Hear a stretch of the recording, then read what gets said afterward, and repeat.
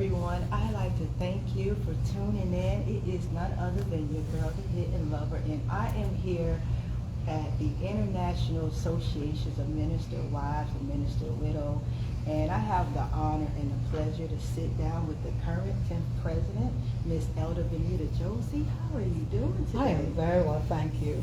Thank you. First of all, thank you so much for sitting down and allowing me to interview you, and you guys invited me to the conference. I mean, I know this is the 84th conference. I think that's great that you're having it here in Jacksonville. Yes. So we're going to go ahead and get into some questions, and if you guys tuning in, if you have any questions, definitely put them in. If we have time, we'll get to them at the end. So the first question I'm going to ask Ms. Elder Josey is, can you begin by sharing a little bit about your journey into becoming the 10th International President of the Association? Okay, Schynell, I've been in the organization now over 34 years. And in 2018, I was one of the candidates up for election for president, but I was unsuccessful.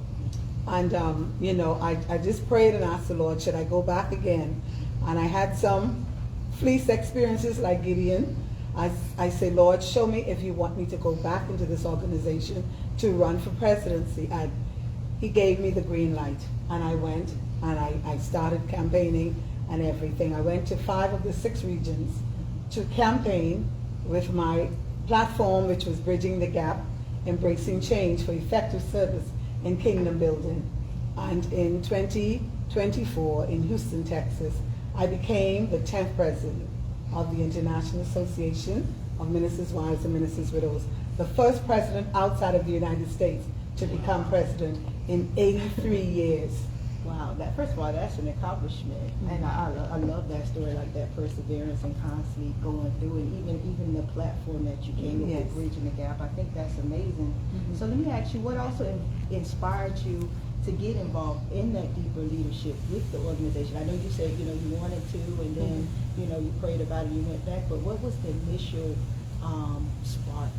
Well, in the organization, we do have the younger generation and the older generation, and I tend to see like there's a little gap there, and that's why my theme is Bridging the Gap. Some of the older ones, some folks, they say, well, they serving, and they serve for a long time, and the younger ones don't get an opportunity to serve. So my thing is really to bridge that gap, letting the older ones know that, hey, the young ones have something to offer as well, so we should be able to embrace each of them. And when we come together, we want to just not come to meet, to eat, and to greet. We want to come and really experience God in a new way, to experience whatever it is that we're going through, that those needs are able to be met. And that's one of the reasons why I said I want to be there, because I do believe that I'm a catalyst for change. Mm. And I think a lot of people kind of miss that bridging the gap, because I feel like I'm a millennium, but I feel like that's part of what we're meant to do, to bridge the gap between the older and the younger generations. Yes, and the fact that you embrace it, I think that's lovely. And so the next question is, for people who are not familiar with the mission and the history behind the International Association of Minister Wives and Widows, can you kind of describe that and what it is? Okay, our founder, Elizabeth Coles Bowie, she's the lady that started this organization 84 years ago.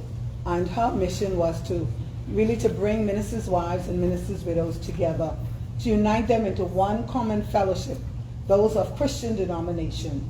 It has to be a Christian, denomination, and that they will come in and be a part of the organization, that we can be able to learn, fellowship together, just to unite, bringing them together of one common goal, and that is to really be a blessing to the kingdom of God.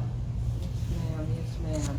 So now I know you were saying, your platform was Bridging the Gap. So my next question is, how has the association evolved under your leadership and the different initiatives and milestones that you're trying to mark and put into place as you're moving forward?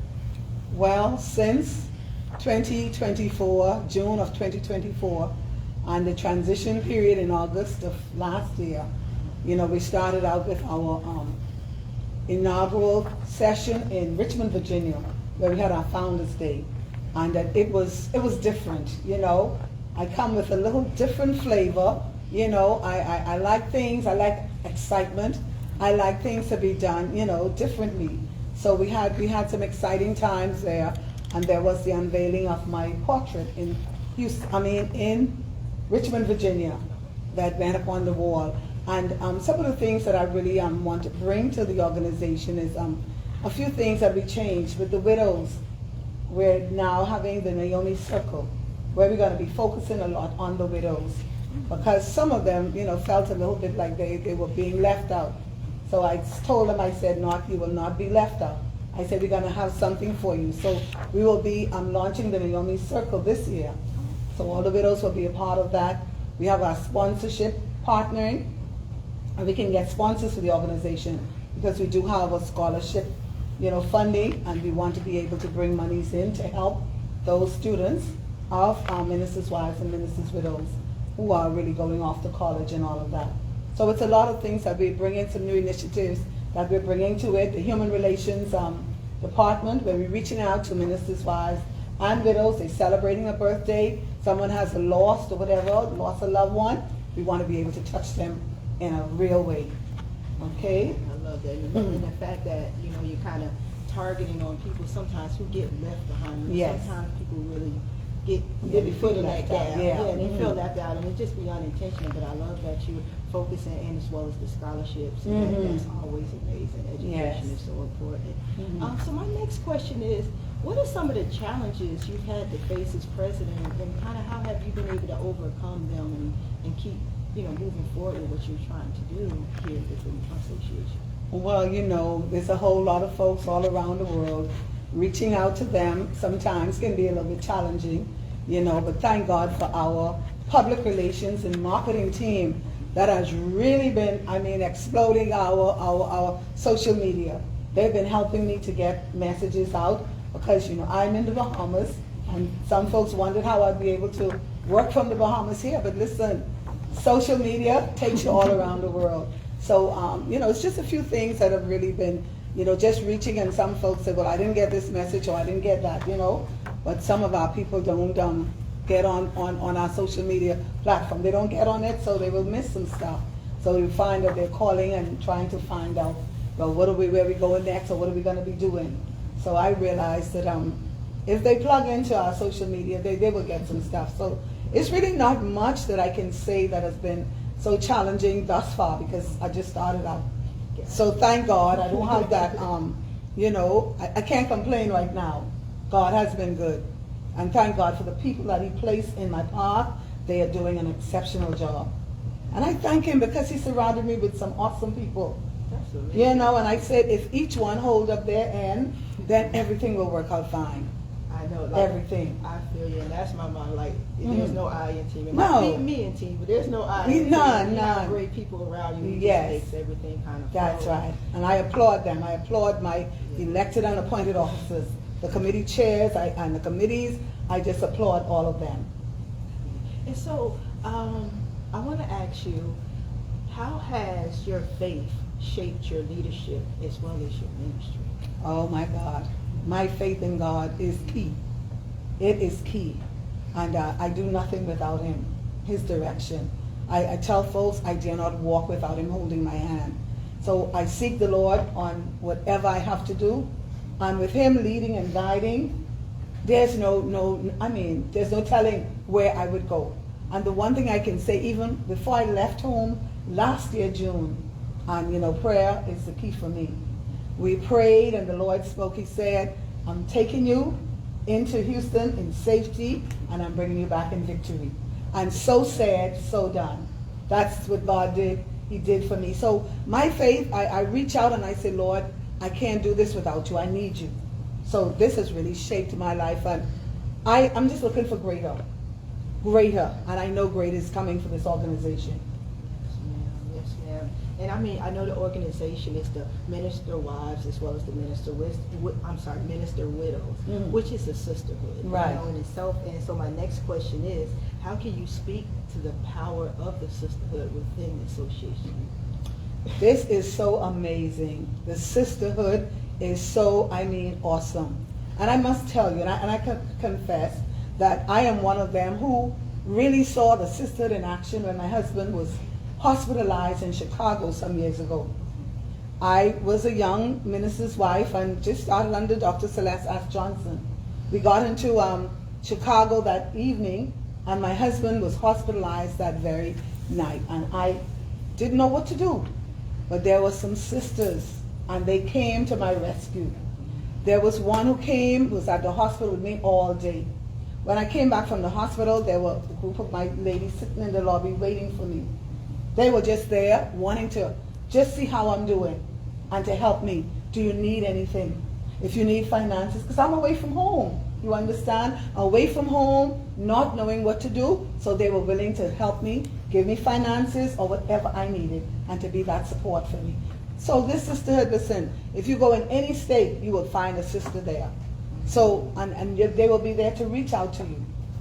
I love that. I love that. Like, and I mean, my next question is, because like I'm sitting there just listening to that, it just sounds so beautiful. It really does. And I think there's so much in our community. There's a lot in a disconnect between sisterhood and just the fact that you guys do that is just beautiful. But the next question I want to ask is, what legacy do you hope to leave through the work that you're doing now with the organization? When my 10 years up, I want folks to say, Elder Vanita Josey, she was on the scene, she did what God had commanded her to do, and my life has been transformed because of her witness. And my thing is, I would want folks to know that, hey, it was not just about us coming together, but lives have been transformed. My thing is, people are coming in hurting, and some are leaving the same way. That's not what we're about. When you come, burdens are lifted at Calvary. And that's what I want folks to know. You cast all your cares on the Lord, and He will care for you. You leave your burdens here at the altar. When you go into the sanctuary, you just worship God, because you're leaving all your burdens there at the altar. And that's what I want. When we come, if you're hurting, I'm going to throw my arms around you, and we're going to pray, and God is going to have His way. And that's what I want to say. This woman came about, and she broke down some barriers. Yes, I love that, breaking barriers. And speaking of that, do you have any stories that you might, a story or two that you might want to share about that, or even about that just kind of goes into the mission of the association? Well, the one that I can really tell you about right now is my daughter and I, we do have a ministry that God has placed within us because of us weathering some storms. You look at me, I've been through some storms, okay? I've been through some stuff that I know I don't look like what I've been through, but God has been faithful. In ministry, at age 21, my daughter was the leader of the praise team, the leader of the youth ministry, and everything, and she became pregnant. As a preacher's kid, a worshiper, the leader of the youth ministry, she became pregnant, and this was the time when the Lord said that He was going to bless our ministry. He was going to enlarge our territory. I'm waiting for Him to do that, and there it is, my daughter came out pregnant. We only have one daughter. Imagine. And this was, darkness started to come over my home, over our ministry, everything. But I had to be the glue to keep my family together. My husband didn't do well with that. That's his baby girl. That's his girl, and he was hurt. He ended up in hospital. Okay? And I had to be there. My other two sons had to be there for them. They were younger. And God, through His infinite mercy, kept my mind. Because folks were talking, oh, Bishop and Elder did something wrong, that's why this happened. But I say, God, if you take me through this, Lord, I would be grateful to you. So I had to be the one to talk to my daughter, because she was in a state of depression. All right? I had to speak to her and let her know that, hey, you are a prophetess unto God. That's what God told me. So when the Lord gives you a word, no matter how it looks, you hold on to that. Because He told me that she will be a prophetess unto Him, and I call her forth, even with her big tummy. I said, prophetess, you come forth. And God did it. She is now a prophetess unto God, serving faithfully in ministry. And I want to say, because of that, we have a ministry called Mother Me. That we mother mothers and daughters. Because so many mothers and daughters don't have the love. They don't have that. Their daughter don't feel an embrace from their mother. But God has allowed me to be able to help them through our ministry. So I thank God for that Mother Me came out of our hurt and our pain. So our pain has a purpose. I believe it always has a purpose. Oh, And it has a once you down purpose. the side, it will lead you to Mm-hmm, mm-hmm. Wow, that story was like, wow, it got me. And the fact that it came out with another ministry Yes, other yes. than me, Mhm. that's just beautiful. Mm-hmm. Whew. All right, so the next question I'm going to ask, what are some of the upcoming goals or maybe some more of the events that's going to be coming up in the future over the next year or so with the association? Well, we're getting ready for 2026 and, but we're not going to leave because we haven't even started 2025 convention, and we're looking forward to a great time in this convention. We get started, tonight with our pajama party. So these are all new things that are coming about. We never did these before, but people are coming out with new creative ideas and stuff to keep us together. Have fun, even in our convention. We're going to have fun. Okay, so tonight will be a fun night for us. And then tomorrow we have our Leadership Academy, and that has just come on stream a few years ago. And I'm proud to say that I'm the first cohort. I came from the first cohort of the Leadership Academy. All right, and so that's a plus for me.